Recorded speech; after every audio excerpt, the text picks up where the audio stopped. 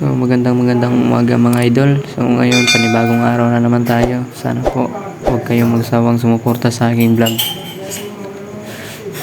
Yung mga topic ko naman po is about sa tindahan lang kasi ito yung kung saan komportable tayo. Ito kasi yung pinagkukunan natin ng araw-araw na pangangailangan. So tuturuan ko po kayo kung paano mag-display. So ganyan naman po kadali.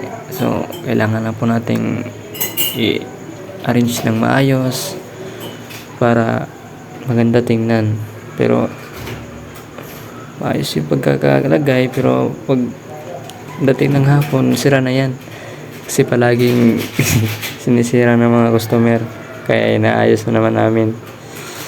So dito naman tayo sa Ribisco Crackers. Ito po yung pinaka the best na biscuit dito kasi ito po yung palaging hinahanap-hanap ng mga customer namin kasi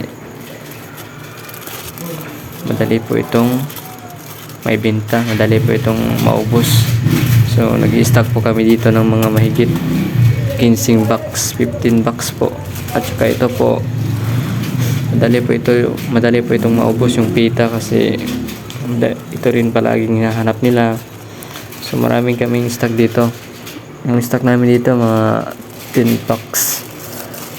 Yung 10 box ilang araw lang yan ubos agad kasi ito kakalagay ko pa lang kasi mamaya ubos na naman to, hindi pa dumating yung hapon, ubos na to, matanghali ganyan, pag maraming tao ubos na to.